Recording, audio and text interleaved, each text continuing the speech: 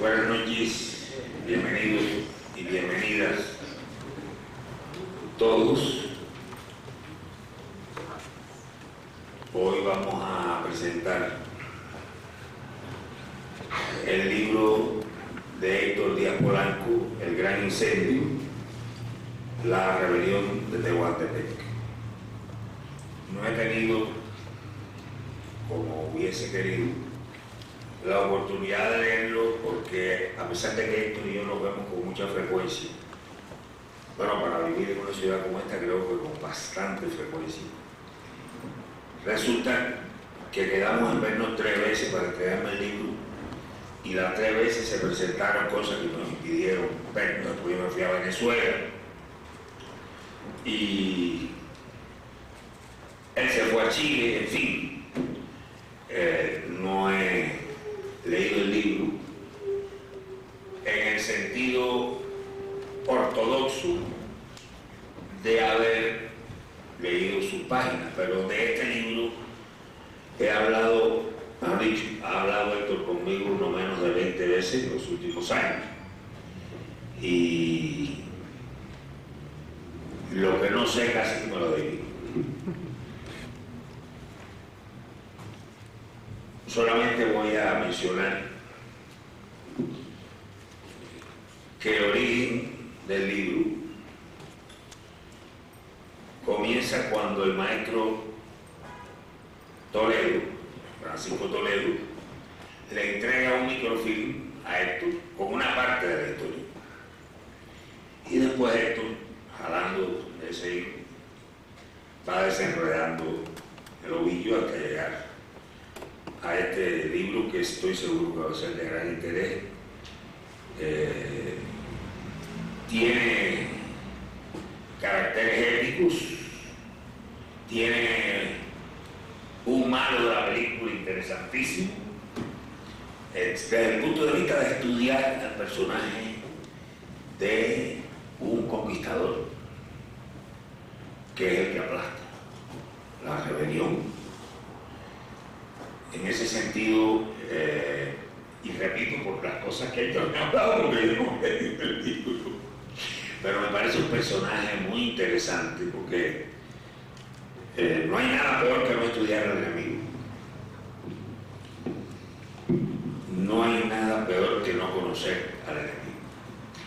Y aquí, pues, por lo que Héctor me fue contando, me parece que hay un desmontaje de la personalidad de este hombre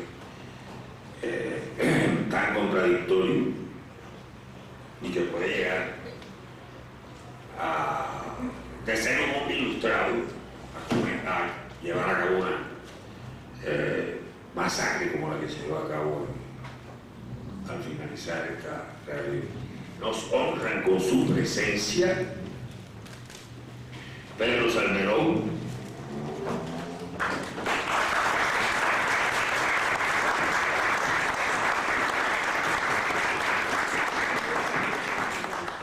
un historiador ya reconocido, con obras, algunas de ellas presentadas aquí en Casalán, muy conocido del público de aquí de Casalán, numerosas apariciones en este podio, y un historiador mayor de México como Enrique Semo,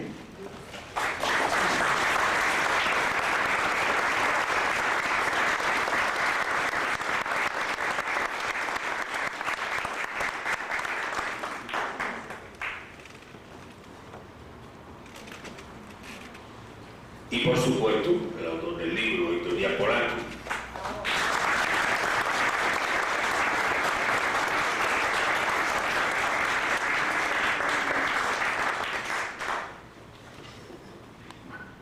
También nos honran con su presencia la maestra Ifigenia Martínez,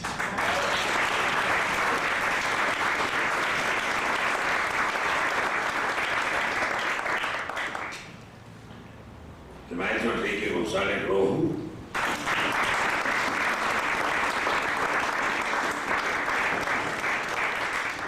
que me ha emocionado emocionado mucho con una dedicatoria entrañable con la que me entregó su último libro.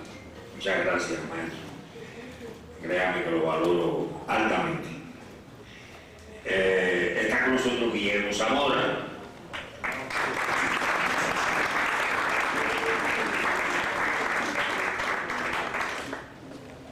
Y el doctor Morales, ¿cuál es el nombre? El que fue director de la Eliazar, que fuera director de la Facultad de Economía de la UNAM.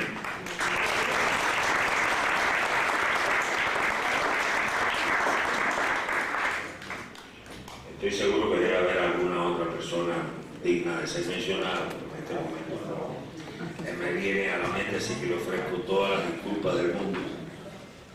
Y tiene la palabra Pedro Salmerón.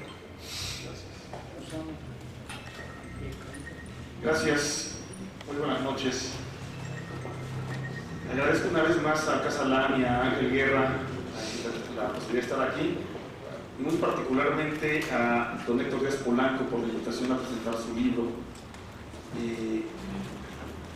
Una invitación que me hubiera sorprendido porque aparentemente yo ni soy especialista en temas indígenas, ni soy especialista tampoco en eso que no sé por qué seguimos llamando el periodo colonial, aunque como dicen algunos amigos míos, debemos volver a hacer para recordar que sí hay un carácter colonizador y colonial en el periodo, ¿no?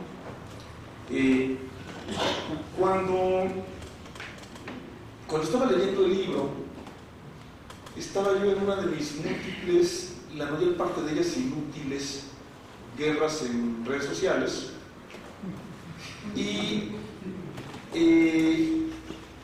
estaba leyendo sobre una cantidad de gente que insiste, que repite de manera permanente que el pueblo mexicano es sumiso, manso, apático, dejado y un montón más de adjetivos que le añaden, contra los cuales yo me la paso peleando permanentemente, ¿no? Ese lugar común, esta tontería tan repetida del pueblo mexicano sumiso, manso, apático, solo puede ser verdad si nos limitamos a ver la realidad a través de lo que transmiten los medios tradicionales de comunicación y los medios electrónicos, en los que, por ejemplo, se aparecen movimientos magisteriales para minimizar, ridiculizar, denostar su lucha, en lo que nunca se ven los movimientos campesinos e indígenas en contra de los megaproyectos, en defensa de los recursos naturales, en los que no se ve, por ejemplo, algo que me tocó ver recientemente, que es en uno de los estados aparentemente más conservadores del país, la construcción de miles de comités de base de Morena. Me tocó tomar posesión a un centenar de comités donde cada uno de los compañeros están comprometidos con un proyecto de transformación social, etcétera, ¿no? La idea del pueblo mexicano manso, sumiso, dejado, es una construcción ideológica priista. Yo lo he identificado teóricamente, ideológicamente, no porque lo haya hecho yo, sino retomando cosas que han hecho mis colegas y reflexionando sobre el tema. Nace como ideología dominante, como ideología oficial, durante el sexenio de Miguel Alemán, de la mano de el Grupo Hiperión, de la mano del PRI, recién nacido PRI, con el cambio ideológico del PRI que es fundamental, ¿sí? De la mano de ese literato que el gobierno impulsó a llevar al premio Nobel para decirnos que es el más inteligente pensador mexicano, y remacharnos que su gran descubrimiento teórico es, por lo tanto, un gran descubrimiento, y que no es una patraña absoluta, la idea de que los mexicanos somos hijos de la chingada, ¿sí? Y esa idea, este sustento ideológico priista, netamente priista de la década de los 40, tiene antecedentes, por supuesto, y uno de los más importantes de estos antecedentes está situado en la filosofía positivista porfiriana, para la cual, más allá del pueblo, la componente central de esa parte mansa, sumisa, apática, hija de la chingada, es el indio. Para los positivistas, el indio es manso, ignorante, sumiso, naturaleza. ¿Sí? Y aquí el indio es la generalización del indio, como en el grupo inferior del mexicano es la generalización del mexicano, como si cupiera, como si fuera posible generalizar de esa guisa, ¿no? Ahora bien, esta generalización brutal, racista, no resiste el más mínimo análisis histórico. Como nos metemos al análisis histórico, encontramos que es insostenible. Deberíamos hacer la historia del siglo XIX mexicano, no en el tono de los vaivenes del relumbrón Antonio López de Santana, incluso ni siquiera de los proyectos de los políticos liberales. Podríamos hacer la historia del siglo XIX mexicano en el tono de la rebelión indígena, que es, si algo hay, la constante de ese siglo. ¿Sí? Y cuando vemos la rebelión indígena, quiero hacer aquí la gran diferenciación con los positivistas. No hay problema indígena, hay naciones indígenas, cada una con su historia de lucha y resistencia, y cada una con su bagaje cultural. Entonces no son lo mismo las guerras de resistencia vistas de aquel lado, o de exterminio vistas del nuestro, contra los apaches, los comanches y otras naciones nómadas y seminómadas del norte, que a los que estudiamos, por ejemplo, la historia de Chihuahua, de Sonora, de Coahuila del siglo XIX, nos aparece como el tema central de la vida pública de aquellos estados. No hay nada más importante en Chihuahua en 1840, 50 o 60 que la guerra contra los apaches. Nada. ¿Sí? O las persistentes rebeliones de los celtales y los tzotziles, que nos muestra, por ejemplo, Antonio García de León en Resistencia y Utopía, su libro maravilloso, Señero, o las poderosas revueltas comunitarias de la Sierra del Nayar y de la Sierra Gorda, que duran 20 años cada una, la persistente rebelión del Yaqui en Sonora, que recientemente ilustrado por Ignacio Paído II. Y como ejemplo, por lo que dejaron escritos sus dirigentes, la llamada Guerra de Castas de Yucatán, que ensangrentó la península de 1848 a 1903 o 1904. Un arco mayor al medio siglo. Además de eso, las incontables revueltas campesinas e indígenas. Cada vez que uno se encuentra un libro importante sobre la historia social del siglo XIX, ese es el tema.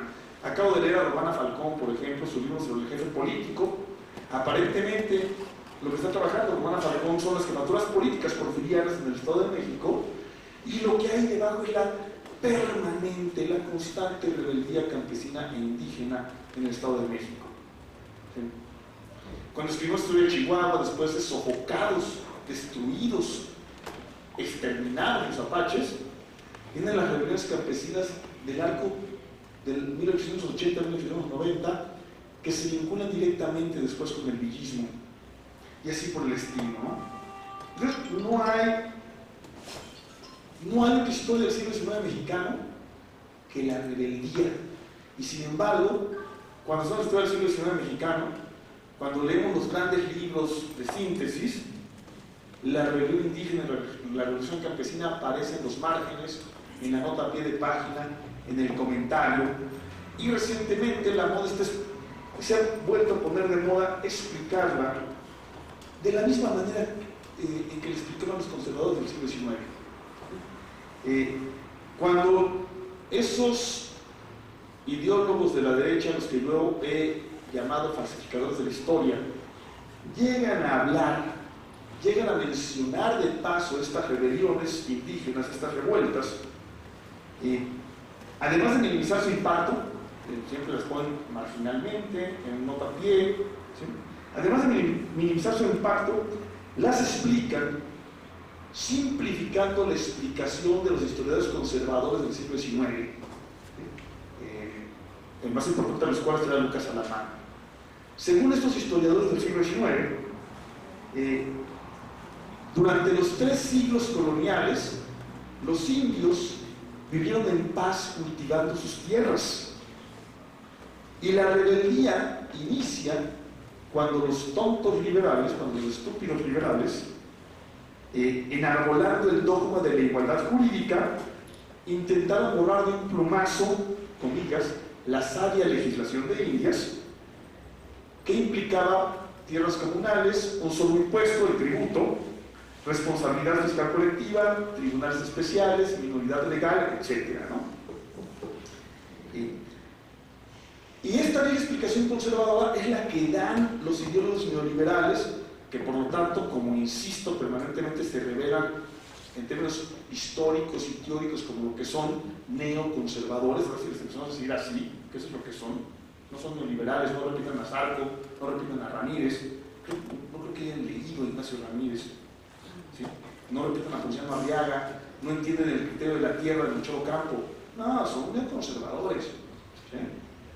Estos repiten vulgarizando la vieja explicación conservadora, ¿sí? Y concluyen entonces que los indios, mansos, sumisos, ignorantes, solo se rebelan, y entonces cuando se rebelan se vuelven una horda salvaje, solo se rebelan cuando se tocan sus privilegios y las condiciones que los mantienen en la marginalidad, y por lo tanto, como insisten por ejemplo en torno a Zapata, son reaccionarios, quieren mantener un statu quo de antiguo régimen y son reacios a la modernidad y al progreso. Es el añadido neoliberal a la vieja historia conservadora. Por eso debemos decir conservadores. Podemos contestarles, siguiendo en el siglo XIX, sobre la glosa que hacen, por eso puse énfasis en la guerra de castas, la llamada guerra de castas, que hacen dos autoras maravillosas, Victoria Reifler y Leticia Reina, sobre los documentos, que son cartas, sobre las cartas que dejan los dirigentes de la guerra de castas, Cecilio Chi, Venancio Peck, ¿sí? Domingo Pat, en las cuales, si se analizan bien, se ve que la rebelión del siglo XIX es una rebelión contra el orden colonial que se preserva en el siglo XIX. Si sus principales agravios, el principal motivo de su descontento, tienen que ver con los injustos impuestos religiosos obligatorios, con lo que hoy llamaríamos discriminación racista, con la exclusión de los indígenas de la vida pública, sistemática y en Yucatán incluso legal. Yucatán era uno de los pocos estados donde no se podía votar si no se sabía leer y escribir, y con el peonaje por deudas. Es decir, 4 instituciones que son herencia del orden colonial. Y si vamos a analizar incluso a los caudillos conservadores, a los caudillos indígenas que pelean en el bando conservador, como Tomás Mejía y Manuel Lozada, encontramos que también su lucha es en contra de esta institucionalidad de antiguo régimen. Entonces, si, regresando a Cecilio Chi y a Domingo Pat, si vemos los documentos de Cecilio Chi y de Domingo Pat, las cartas que dejan, encontramos que están peleando contra un orden colonial, un orden opresivo, una exclusión racista que expresa casi en los mismos términos, hasta donde sabemos, porque no podemos saber exactamente qué dijo, que expresa casi en los mismos términos, en el mismo lugar, 80 años antes, Jacinto Huck de los Santos, llamado Canek. Es, según lo que se ha podido reconstruir del discurso inicial de la rebelión de Canek en Sistey, Yucatán, es: no sé qué esperáis para sacudir el pesado yugo y servidumbre trabajosa en que os ha puesto la sujeción a los españoles, dicen que dijo. Y a partir de empezar a desglosar qué significa la servidumbre trabajosa y la sujeción a los españoles, está hablando de ese mismo tipo de instituciones económicas. ¿Sí? Los conservadores de antaño y los neoconservadores de hoy dirían, bueno, los neoconservadores de hoy creo que no han oído hablar de Canek, nunca lo han mencionado, nunca he leído a Canek en sus libros, ¿no? Pero los conservadores de antaño dirían que Canek se vistió con ropajes de rey y no ven en su rebelión la protesta armada contra la servidumbre y el tributo, sino el mesianismo. Y entonces había que recuperar una enorme cuerda de rebeliones indígenas del siglo XVIII, el siglo de Canek, que se viste con el ropaje mesiánico para combatir la servidumbre, la esclavitud y el tributo. Hay una buena cuerda de autores. Cuando yo era estudiante dirigía en la facultad, en el Instituto de Históricos de la Universidad Nacional, Felipe Castro, a varios autores que trabajaban sobre rebeliones indígenas aisladas particulares a las que nadie les había hecho caso. En Jichú de Indios en Guanajuato, en San Luis de la Paz, Guanajuato, en el actual estado de Hidalgo.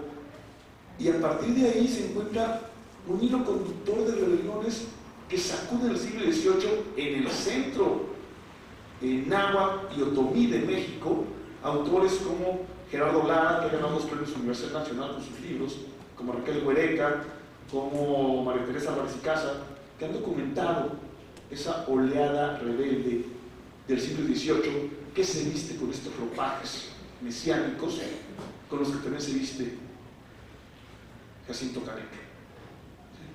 Es el discurso posible en el siglo XVIII, pero en el trasfondo, no en el trasfondo, de manera visible, explícita, está la lucha contra el tributo y contra la servidumbre.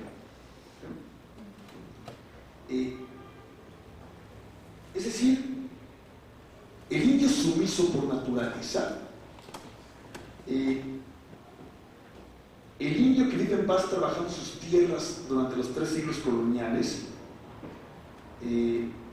la rebeldía del pueblo es uno de borregos que se convierten en lobos en horda salvaje, como dicen quienes escriben hoy del cura Hidalgo. ¿Sí? Bueno, solo si te las ingenias para sacar de la historia de México todas estas historias. Es la única manera de hacerlo. O sea, borras de la historia de México la historia de la resistencia indígena y entonces lo logras. Ahora bien, la historia de la rebeldía indígena y campesina, persistente, inagotable a lo largo de casi 5 siglos, es además muestra de la enorme riqueza y diversidad cultural de México, así como de la imaginación y creatividad de los rebeldes, porque cada rebelión adquiere su matiz, su tono, su discurso, su forma, porque cada rebelión es única e irrepetible, porque se cuenta en un idioma, en una lengua, porque se apega a una forma de ser de un pueblo. Y cuando el historiador es capaz de hacernos comprender el pensamiento de los rebeldes, de meternos en su piel, puede el historiador convertirnos en rebeldes con ellos. Y eso es lo que logra Héctor Díaz Polanco con este libro. A primera vista, parecería exagerado llamar gran incendio a lo que, bueno, si leemos los manuales, no va a aparecer nunca en los manuales, y que si lo vemos a primera vista y lo agarramos así, pues es una rebelión local de 1660. Es un poco exagerado llamarle una rebelión local gran incendio, ¿no? Y entonces, ¿qué hace Díaz Polanco? Nos mete de inicio en el lenguaje de la autoridad de la época, ¿sí? Y ve cómo para la autoridad de la época el fuego, no solo por referencia al infierno, sino también porque es en la época preindustrial lo incontrolado, lo que puede provocar la devastación del incendio. El fuego es un símbolo que usan las autoridades para hablar de esto, de lo que, como cuando habla Lucas Alamán o los conservadores, de la horda de Hidalgo, el fuego, el incendio, la horda, los lobos, ¿sí? Y nos va metiendo, vamos entrando desde las primeras páginas en el lenguaje de la época, primero a través de los gobernantes que hablan del fuego, y luego, a partir de eso, al habernos introducido en el lenguaje de la época, meternos en la forma de hablar, en la forma de concebir el mundo de la época, Díaz Polanco nos va llevando de la mano de sus fuentes a conocer a los rebeldes y sus razones, y también a mostrarnos que esa aparentemente pequeña e insignificante rebelión centrada en Tehuantepec fue, dice él, probablemente la rebelión más significativa del siglo XVII. Si se dan cuenta, voy del siglo XIX al XVIII al XVII. ¿Sí? Y que si la consideramos pequeña e insignificante o si no aparece en los libros de historia, se debe justamente a ese esfuerzo sistemático, consciente o inconsciente, por eliminar de nuestra historia la rebeldía indígena, por sacarla de nuestros manuales, por no ponerla en los periódicos, porque no aparezca en nuestra conciencia, porque sigamos pensando en el pinche indio sumiso. ¿Sí? Aquí, por cierto, me gustaría discutir con don Héctor, ¿por qué esa rebelión es la más importante del siglo y no la de los tepehuanes de 1616? Que me encanta, por cierto, ¿no? Ya podemos discutirlo, ¿no? Un incendio provocado por el demonio, dice una autoridad eclesiástica duranguense sobre la rebelión tepehuana, y otras más, ¿no? Es que hay por todos lados, en todos los momentos, no se sofocan. ¿Sí? Me gustaría contarles la rebelión, me gustaría contarles cómo empieza, leerles algunos de los memoriales de la época que dirigen los rebeldes, o los indígenas, más bien dicho, después de sofocado la rebelión a las autoridades, la manera en que se extendió de inmediato a 200 pueblos, lo cual habla no de una extensión, sino de otra cosa que cuenta don Héctor. Me gustaría que leyéramos juntos la violencia de la represión y el retorno de los métodos de dominación, con sus historias paralelas de negrillas esclavas o esclavillas de 8 años, y todo lo que eso sugiere de la extracción de la sangre y de la carne de los pueblos. Que discutiéramos también las limitaciones de un movimiento que buscaba la autonomía, pero aún no se planteaba la destrucción del orden colonial. Pero sé que la mejor manera es invitarlos a leer el libro. Quizá ya que lo lean, este libro que los lleva sin pausa, porque no hay forma de detenerse, pero también sin prisa, con un estilo tan ágil como están bien fundamentadas sus tesis, a entender, a hacernos parte de estos rebeldes. Bien, además de recordarnos la rebeldía indígena que desmiente las patrañas neoconservadoras, Héctor Díaz Polanco aporta, llevando a lo concreto tesis que ha defendido en otros libros, un elemento fundamental en la discusión sobre la rebelión indígena: la centralidad de la autonomía sociocultural en estas rebeliones. Es la autonomía indígena, y la discusión sobre la autonomía, aunque no le llamaron así entonces, lo que está en el centro de esta cuerda rebelde, de este ánimo rebelde, y sigue siendo esa autonomía lo central en la discusión del tema indígena. Don Héctor aporta la centralidad de esa demanda, pero también la persistencia de esa demanda. Termino, he estado leyendo mucho el cura Hidalgo en estos tiempos, y no es el cura Hidalgo, son los indígenas y es la esclavitud y el tributo. He leído toda la vida y me he dedicado a eso, a leer a Zapata. No es Zapata, dice un historiador no muy de izquierda ni muy cercano a lo popular norteamericano, pero sí muy agudo, Charles Hale, dice: el tema central del problema indígena es el tema de la tierra y los recursos, como lo dejó en claro, dice él, después de ser el arco de la historia del siglo XIX, la rebelión de Emiliano Zapata. Esa es la rebelión indígena. Muchas gracias. Gracias por este video.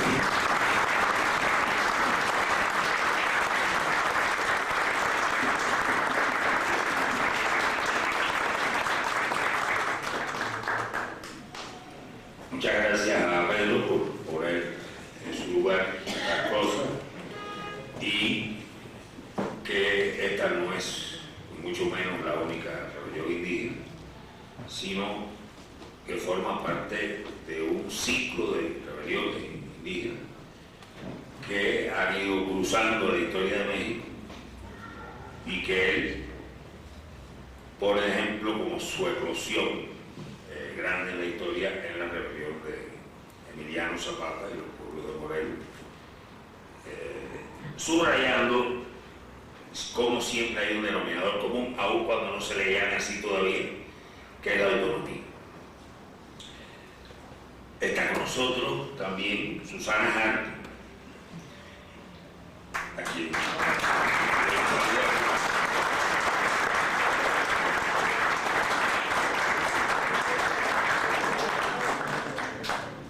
Y caramba, a veces uno inconscientemente víctima de la misoginia. Consuelo Sánchez.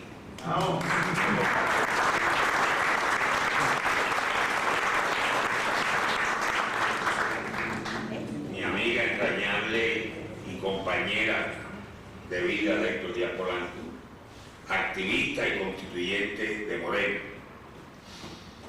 Un beso y un abrazo, Che.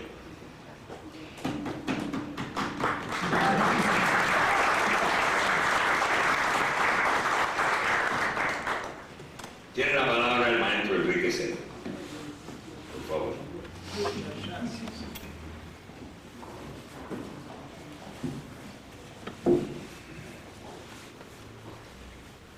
Estimados compañeros, ¿se oye bien? Sí. Bueno, voy entonces a comenzar y espero que al terminar tengamos muchas preguntas, muchas observaciones, porque el libro de Héctor es polémico y invita a la reflexión, al comentario, y realmente ese es el mejor acto de celebración de un autor, leer su libro. No existe nada mejor para el autor que su libro sea leído. Quiero confesar que lo he leído con mucho detenimiento y por lo tanto me ha dado sugerencias de todo tipo. No voy a hablar de rebeliones indígenas en general. Hasta los años 50, es decir, hace ya 65 años, existía un mito en México, el mito de la Pax Hispánica. La colonia había sido una época de tranquilidad, de armonía, de subvisión de los indígenas en absoluto. Ese mito de la Pax Hispánica ha sido paulatinamente revertido a base de un número enorme de investigaciones. Ya podría llenar ese cuarto y más, que nos demuestra ya que la conquista de México, para comenzar, no terminó con la conquista de Totonochitlán, sino que duró ¿cuántos años? ¿Cuántos años les gusta que haya durado la conquista de México? 300. Y aún esos 300 no bastaron.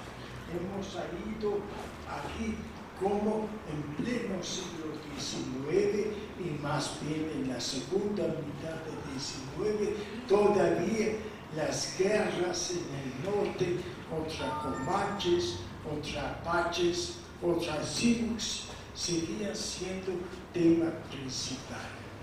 El norte de México no fue nunca acabado de conquistar. Los españoles se fueron sin haber conquistado más que los grandes centros mineros y los centros ganaderos que les interesaba, pero todo alrededor siguió estando en manos indígenas. Así que el pueblo mexicano está formado por muchos tipos de indios. Unos que lucharon 2 años y fueron vencidos, ¿verdad? Otros que lucharon 100 años, la guerra de guerrillas, la guerra de larga duración, y que no pudieron ser vencidos, se les excluyó de zonas determinadas que eran las que interesaban a los españoles. Y por cierto, los que vienen de Monterrey, ¿cuántos hay aquí? No hay muchos, entonces puedo hablar.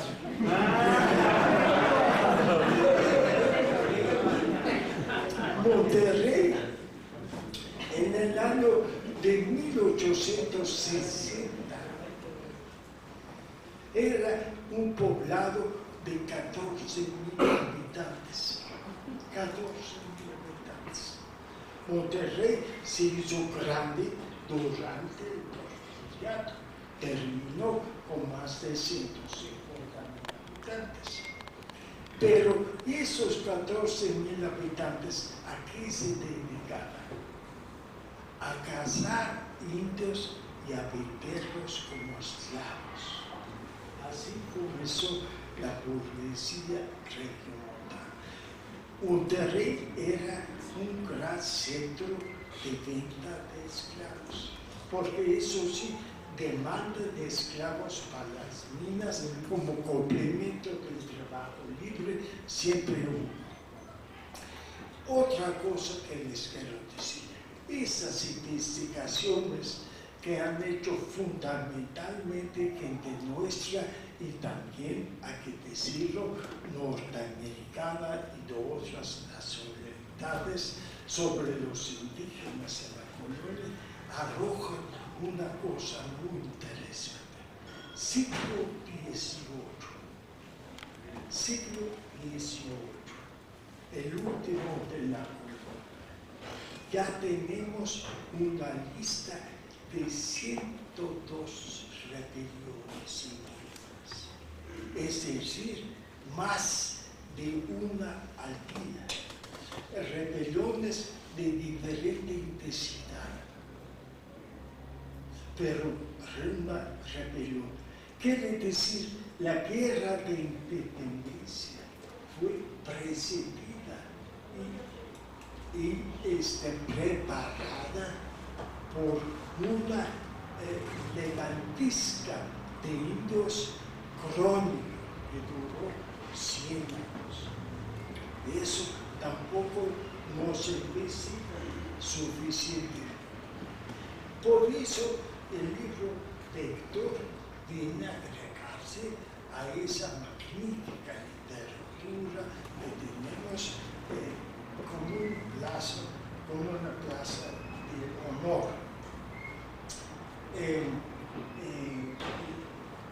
Quiero saludar muy afectuosamente como un gran amigo y un gran intelectual. También a Pedro Salmerón, experto en la división del norte, que no era precisamente de indios, sino más bien de mestizos del norte, que es otro cuento, porque nuestro país no es su país, sino son muchos países en uno. Y también experto en la división del norte, en Pancho Villa, y que ha escrito recientemente con Felipe Ávila una novedosa historia de la Revolución Mexicana que les recomiendo desde aquí a todos. Qué lástima que no lo estén mintiendo. Espero que todas la consigan. Héctor ha escrito un fascinante libro sobre una rebelión indígena contra el gobierno colonial en los años 1600-1662. Esta rebelión, que abarcó más de 200 pueblos, tuvo lugar en el mismo norte de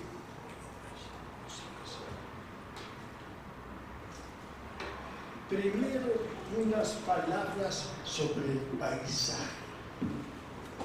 El istmo de Tehuantepec es la región de México en donde los dos océanos, Atlántico y Pacífico, casi se tocan. Se localizan en ciertos puntos a menos de 200 kilómetros del Atlántico del Pacífico.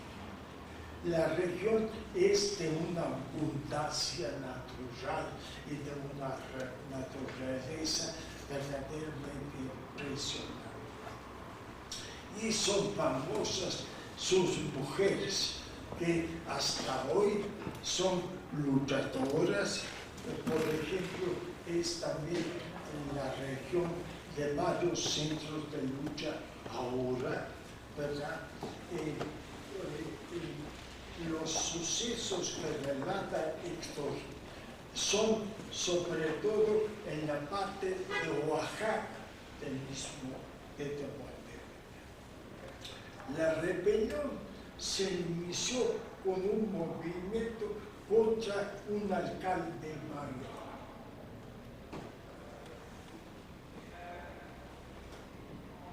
Es decir, con un funcionario del Estado español a nivel bajo.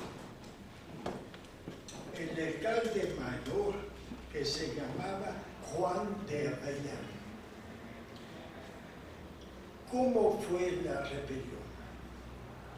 Juan de Avellán estaba azotando a un miembro de la comunidad de Villa de Guadalcázar, que es el nombre de lo que hoy es Tehuantepec. Y los indios se rebelaron, saquearon las salas de armas, que estaban muy bien surtidas, cientos de mosquetes había en esas salas de armas. En la trifulca murió el famoso alcalde Juan de Avellán, y los zapotecas mandaron emisarios a los pueblos vecinos para informarles de los sucesos en los cuales había muerto el alcalde mayor, que era un funcionario local español que abusaba ferozmente de los indios bajo su autoridad, hostigándolos en toda clase de exigencias que les arrojaban a una pobreza extrema y la desesperación. Algunos españoles en la trifulca corrieron a refugiarse a la iglesia y otros, como pudieron, escaparon de la furia popular. Fueron muertos también un criado negro del funcionario, el cacique de Quechapa, un indígena cacique que se consideraba traidor a los indios, y los zapotecos que encabezaron el movimiento, apoyados en una poderosa fuerza, acompañados de miembros de otras etnias, lograron mantener el control de la región por más de un año. Evidentemente bien conducido, un grupo de emisarios salió inmediatamente de Tehuantepec a los diversos pueblos vecinos con noticia cerca de los hechos, y en pocos días más de 200 poblados habían dado su apoyo. Se había creado una situación muy especial por la extensión de la rebelión. Una rebelión callada, pacífica, no colabora, no participa. Los indios de Nexapa, cerca de Tehuacán, se unieron con los otros pueblos. También se levantaron el 27 de mayo de 1660 contra los abusos de su alcance de mayor. Es decir, el ejemplo cundió. Ese alcalde se llamaba José Reynoso. En el año anterior, el alcalde indígena del pueblo de San Mateo Calpulaca y otros amerindios fueron reducidos a prisión porque no habían pagado lo que debían de sus repartimientos de mercancías. Y aquí es donde Héctor nos da una explicación muy interesante de algo que se cita mucho y no se comprende generalmente: los repartimientos de mercancía. Había repartimientos de trabajadores y repartimientos de mercancías. Los cautivos escaparon. El funcionario airado envió a su teniente a recuperarlos. Como no los encontró, decidió prender a su mujer. Pero eso enfureció a los indios, que apalearon al teniente y también enviaron emisados a otros pueblos que los siguieron. La rebelión cundió hasta las puertas de la capital de lo que hoy es Oaxaca.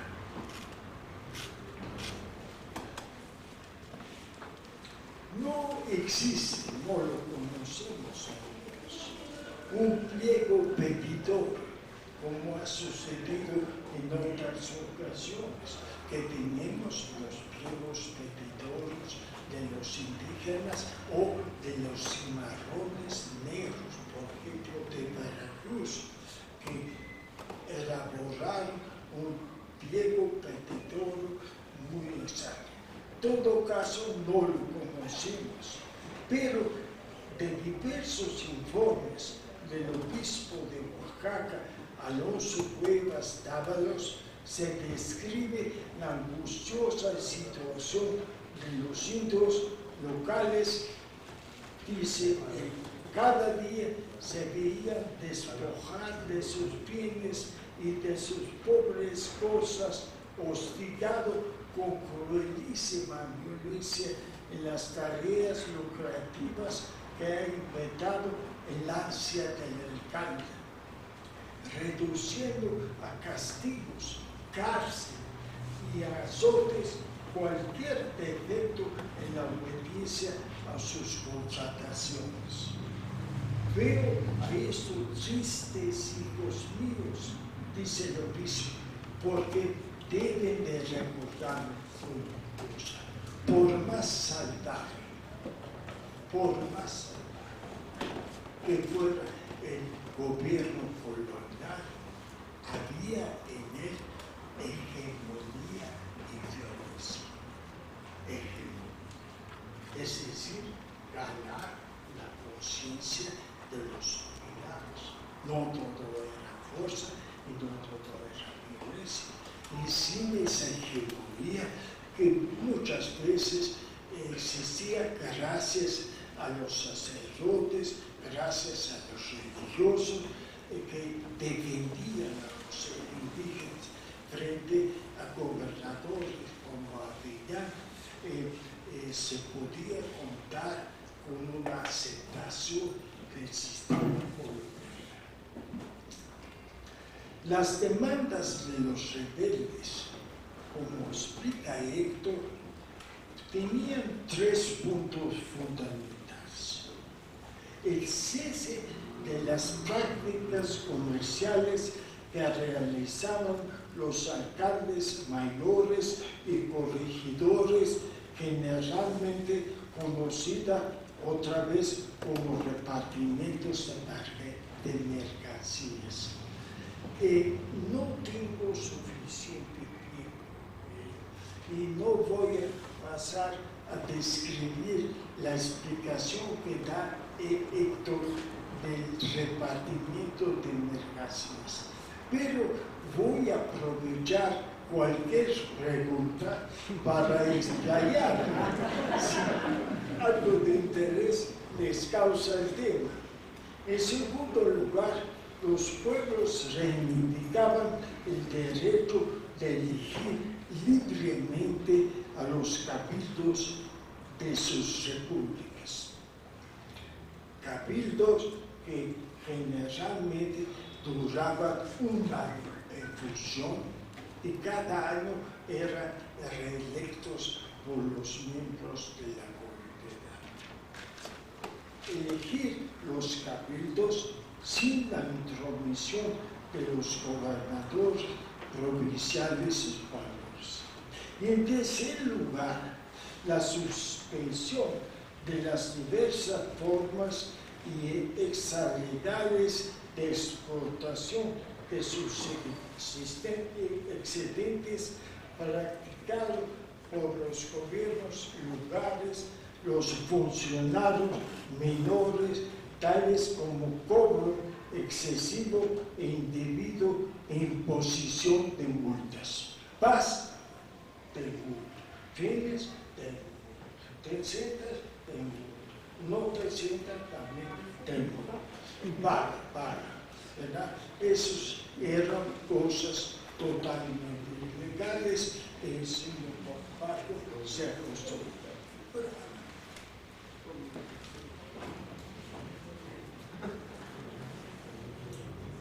La represión tardó en venir. ¿Por qué? Porque el obispo defendía a los...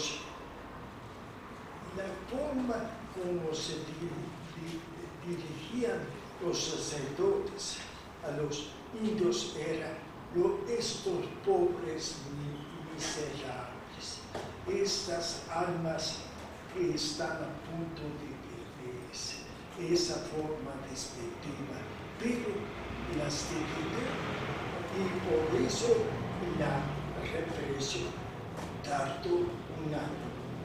La represión vino a partir del año de 1661 y su autor fue el muy astuto Juan Francisco Montemayor, del cual Héctor nos pinta una imagen magistral verdadera, que había ocupado altos puestos en la Real Audiencia de la Nueva España y acabó siendo ni más ni menos en 1678 consultor propietario del Santo Oficio de la Inquisición.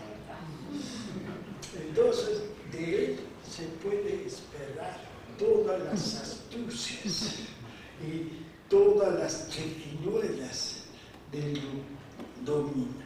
Montemayor engañó a los indígenas a través de escritos y discursos y sobre todo con la ayuda de frailes, prometiéndoles que iba a otorgarles su protección y satisfacer algunos de sus demandas. Hizo venir a México los líderes del movimiento y una vez llegados los hizo prender y castigó a varios, algunos incluso con la muerte. Por ejemplo, a Jerónimo Flores, el principal dirigente, lo descuartizaron. Es una muerte un poco dolorosa, pero muy común en aquellos años, y sus miembros, sus 4 partes, quedó en 4 pedazos, fueron puestos sobre lazas a lo largo de la carretera de México a Oaxaca, para que aprendieran lo que les esperaba en caso de rebeliones.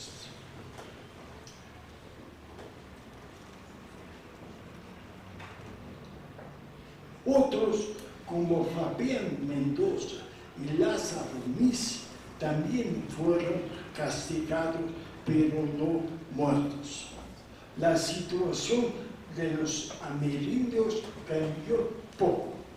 El cambio más importante que se logró de las demandas en los demás pueblos circunvecinos es que, al ser maltratados, decían haremos de Moantepeca. Quedó esa frase que se decía ante los desmanes de los alcaldes mayores. Bueno, si sigue usted así, haremos de Moantepeca. Es decir, cambia la relación de poder. Es ya el funcionario que sabe lo que le espera en un exceso. Haremos de Moantepeca. Otro aspecto importante y visible, como hasta la fecha lo es, fue la participación activa de las mujeres tehuanas, quienes también fueron castigadas con azotes, rapadas, y a algunos se les cortó la mano. Hasta aquí la historia de la rebelión y su represión. La amenaza de su repetición nunca se perdió, quedó en el aire. Y por lo tanto, si algo cambió, la relación entre el poder y el macedoal y el campesino. Como siempre sucede, los documentos son altamente contradictorios, porque cada uno de los participantes, el obispo, Montemayor, el virrey, quería dominar a los otros, y entonces se apoderaba de las cartas de los otros, las hacía perdedizas, o bien mandaba por cada carta del obispo 2 cartas de Montemayor, que era además un hombre muy culto y versado para amar. La cultura no siempre es buena, puede ser muy mala también. Entonces, este carácter contradictorio de los documentos hace difícil seguir el proceso en detalle.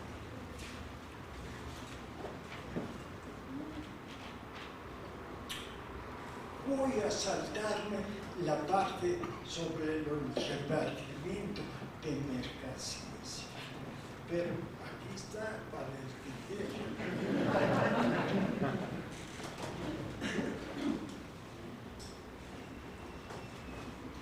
Pero para comprender el dominio que ejerció España en la Nueva España, quisiera hacer una breve explicación de la pirámide del poder, cómo actuaba y cómo funcionaba. En el ápice del poder estatal estaba no en la Nueva España, sino en España,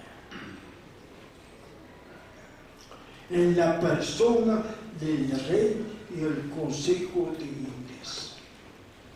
A ese nivel no existía ninguna representación de los habitantes de la colonia, comprendiendo desde los criollos hasta los amerindios, los esclavos africanos.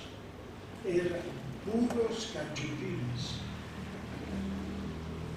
Por eso los criollos en el Congreso Constituyente de 1811 pidieron participación directa, representación directa ante el rey y el Consejo de Indios.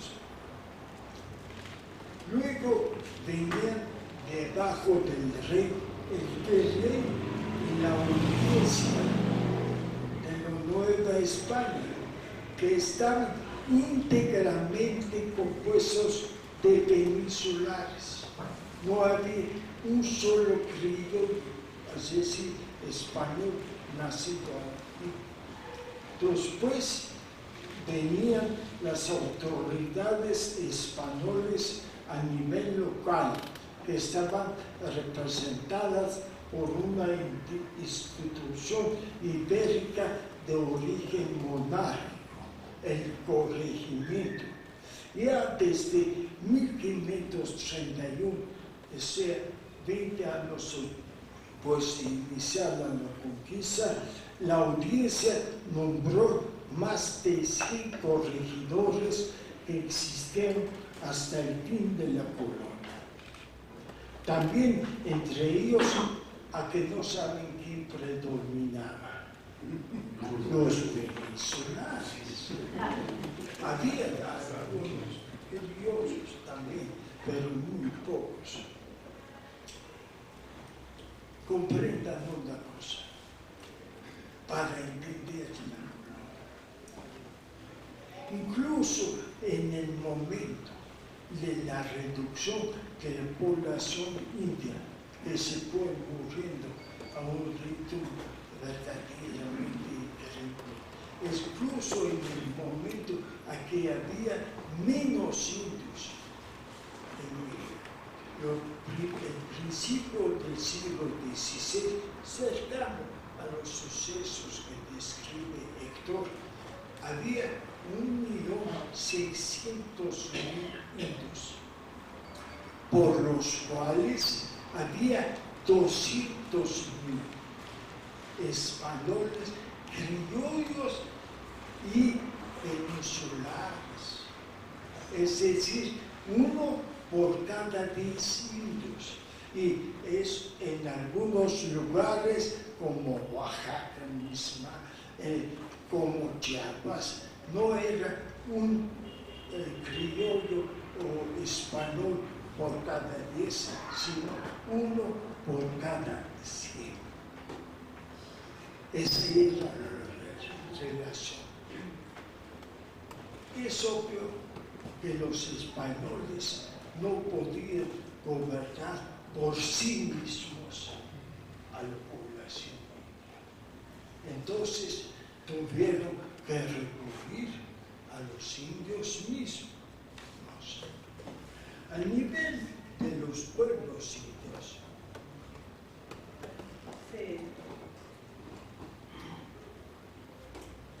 estaban dos tipos de poder: el cacique y el cabildo. Indígena, cacique indígena y cabildo indígena. Debido a su corto número, los españoles no hubieran podido gobernar por sí mismos a los amerindios. Incluso en el momento más bajo de la población indígena, la relación a nivel de toda la colonia era de un peninsular o criollo por cada 10 indígenas. Por eso el eslabón más bajo del gobierno se apoyó al principio en los restos de la clase dominante indígena. Queridos amigos, no hagan idealizaciones.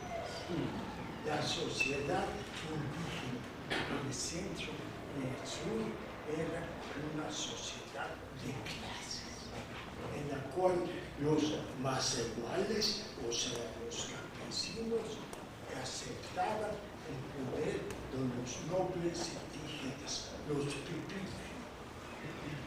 Y por medio de privilegios y honores, los españoles privilegiaban a los gobernantes indígenas que les habían servido desde el principio, es decir, los que se habían opuesto a la conquista fueron liquidados inmediatamente, pero los que no se opusieron fueron tolerados.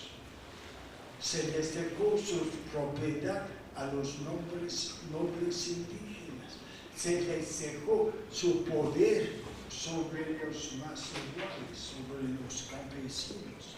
Confirmando sus títulos, se creó incluso una orden especial de nobles indígenas, que no daba nada, pero sí era un título muy codiciado.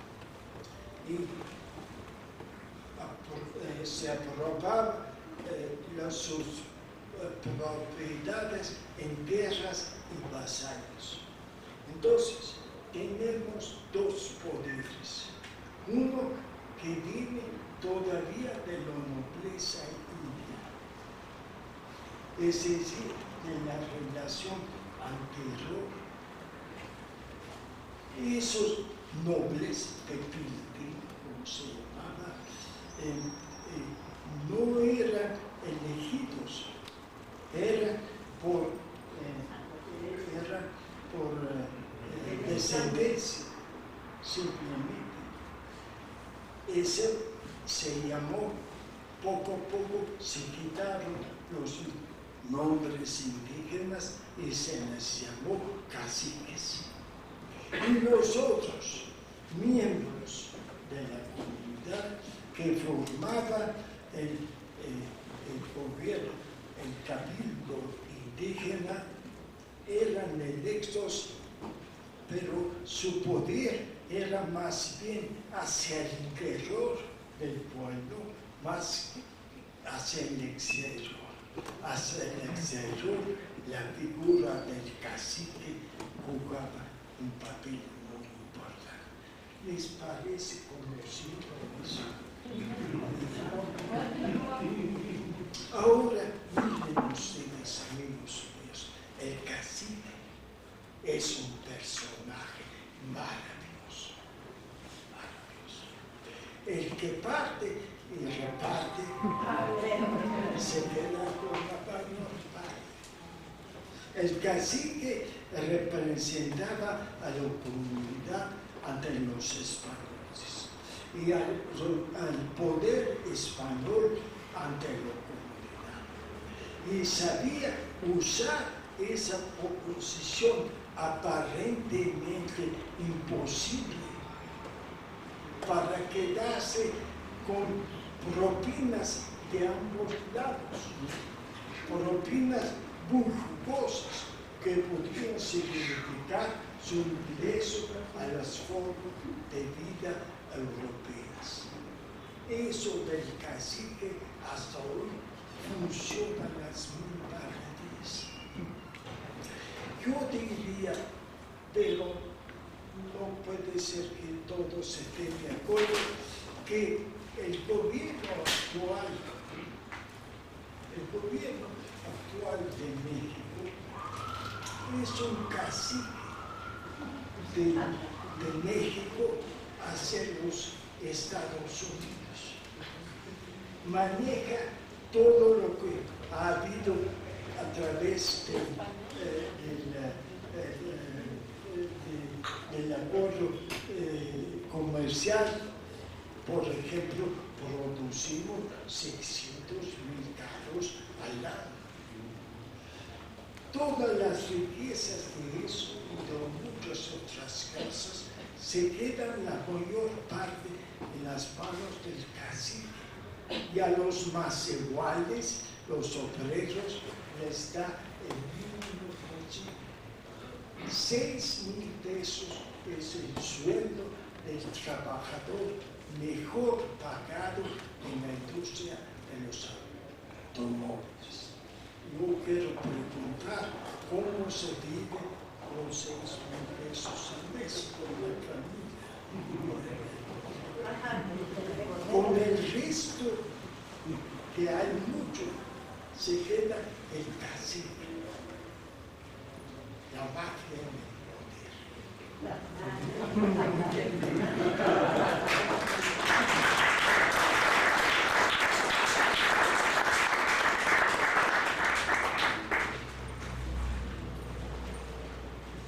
Al principio, en el siglo XVI, el cacique era noble de origen prehispánico. Esa calidad se fue perdiendo, porque los españoles querían de caciques gentes dispuestas totalmente a obedecerlos. Y muchos indígenas campesinos o de origen campesino se colaban y se hacían caciques, aunque no tuvieran pasado nombre. Para el siglo XIX, cacique era cualquiera que cumpliera con esa tarea increíble de ser intermediario entre el colonialista y el trabajador indígena o negro. En algunos casos, sobre todo los lugares vacantes dejados por los nobles españoles que resistieron la conquista, fue ocupado por campesinos listos. Porque ustedes dirán lo que quieran del cacique. El cacique no es un idiota. Atención, es una forma de poder como andar sobre el filo de un cuchillo. Y ellos lo hacen maravilloso. Algunas familias de caciques siguieron siendo poderosas hasta el fin de la colonia, incluso después, pero su poder dependía solo indirectamente de su posición, estaba más bien relacionada con su riqueza y su influencia. Otros, la mayoría, fueron decayendo. A principios del siglo XIX, el término cacique ya había sido internacionalizado, es decir, era de toda América Latina y figuraba como una categoría que designaba a un nivel del poder estatal. Un jefe político, un tirano local que más que un descendiente de nobleza indígena. El pueblo debía de con las casas de Tehuantepec eligió a sus gobernantes en el año que estuvo libre y nombró jefe a Marcos de Figueroa, descendiente directo del antiguo rey Cosijobi, primer y único rey de Tehuantepec y el istmo oaxaqueño, que duró exactamente un año en el poder, porque luego lo dividieron en partes y colocaron su cuerpo a lo largo de la carretera de Oaxaca. No era raro el cacique que tomaba parte extrema de los españoles y por lo tanto era hostigado por los campesinos, y al revés, el cacique en caso extremo tomaba el lado de su pueblo era castigado por los españoles. Las autoridades españolas y las más iguales de la comunidad se regían así en un mundo donde la violencia y la hegemonía jugaban cada uno su papel.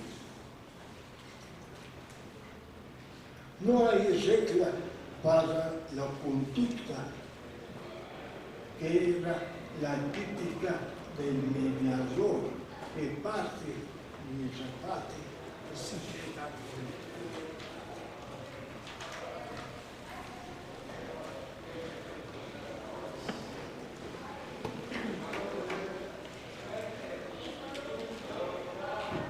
A ellos, a los caciques, se refería el obispo, llamándolos caciques ancianos, que han sido amados y respetados de sus hijos, que en su ancianidad los libra de la crueldad con la que el alcalde mayor los asfixia.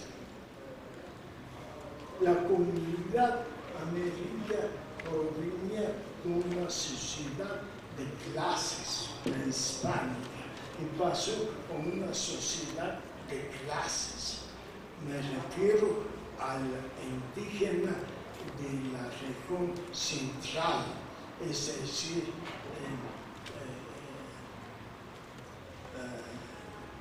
desde México para acá. Siempre el mito también de la igualdad en el seno de la comunidad indígena no es totalmente cierto. La comunidad estaba dividida. Había campesinos más ricos, otros más pobres, había diferencia. Y estaban los caciques y los que constantemente elegían para el cabildo. Ese es el viaje que nos deja Héctor, y quiero felicitarme por su magnífico libro y desearle al libro, también al libro, quiero desearle mucha suerte, porque los libros necesitan dos cosas: ser buenos y ser un autor prestigiado, como es el caso de Héctor, pero además un poco de suerte. Muchas gracias.